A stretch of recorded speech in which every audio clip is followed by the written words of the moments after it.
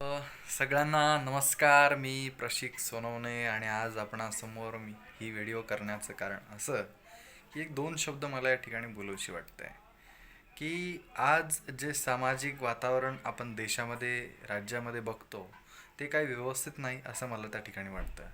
म्हणजे एकीकडे धार्मिक ध्रुवीकरण, एकीकडे जातीय ध्रुवीकरण, यामध्ये भारतीय समाज बरबटला चालला आहे. आणि याचा सगळ्यात मोठा शिकार जर कोण होत असेल तर तो इथला युवक आहे. युवकाला सेन्सिटिव्ह आहे, युवक सेन्सिटिव्ह आहे आणि त्याला धार्मिक बनवण्यामध्ये इथल्या बऱ्याचशा लोकांचा मोठा हातभार आहे. आणि असे युवक त्या ठिकाणी धार्मिकतेला बळी पडून वेगवेगळे कृत्य त्यांच्या हातून करतात. धार्मिक विद्वेष, धार्मिक कट्टरता आणि या कट्टरतेतून एकमेकाप्रतीचा द्वेष त्या ठिकाणी वाढत चालला आहे. आणि म्हणून अशा परिस्थितीमध्ये आजच्या युवकांनी एकत्र येऊन या धार्मिक विद्वेषाला बळी न पडता एक चांगल्या प्रकारचा मॅसेज देण्याच्या करता आपण उभं राहिलं पाहिजे. आपण धर्मनिरपेक्ष विचारांचे आहोत, आपण समतावादी विचारांचे आहोत, आपण विषमतेला गाडणारी लोक आहोत. आणि अशा प्रकारची भूमिका आपल्याला त्या ठिकाणी घ्यावी लागेल.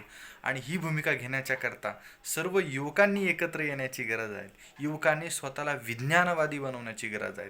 विज्ञानवादी युवक सत्सद्बुद्धीने विचार करतो आणि हा विचार करत असताना त्याच्या डोक्यामध्ये मानवता आणि मानवतेला प्रवर्धित करणारे विचार असतात. आणि अशा प्रकारचा युवक मला अपेक्षित आहेत की जो प्रत्येक गोष्ट आपल्या बुद्धीच्या कसोटीवर त्या ठिकाणी उतरवेल आणि नुसती कसोटीवर उतरवणार नाही तर त्याच्या अनुषंगानं असणारं त्याचं पालन करेल.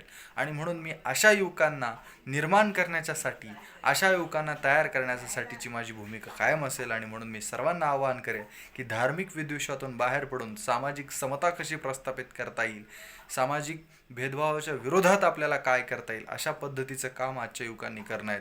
धर्म ही अफूची गोळी आहे असं कार्ल मार्क्स सांगत होतात.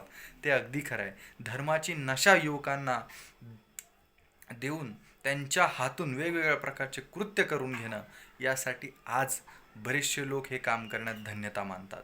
मित्र हो, या देशाचं भलं नाही, कुटुंबाचं भलं नाही, कुणाचंही भलं नाही. आणि म्हणून स्वतःच्या करिअरसाठी, स्वतःच्या विकासाकरिता आपण सगळ्यांनी एकत्र येऊन समाजाला परिवर्तन करण्याच्या करता आपण काम केलं पाहिजे. रोजगाराचे प्रश्न मोठे आहेत. रोजगाराच्या प्रश्नांसाठी आणि सामाजिक समस्यांच्या विरोधामध्ये काम करण्यासाठी आजचा युग पेटून उठला पाहिजे. आणि आपल्या करिअरला सोबत ठेवून आपलं शैक्षणिक, सामाजिक आणि रोजगाराविषयीचं करिअर त्याने निर्माण करण्यासाठी पावलं उचलली पाहिजे. धन्यवाद.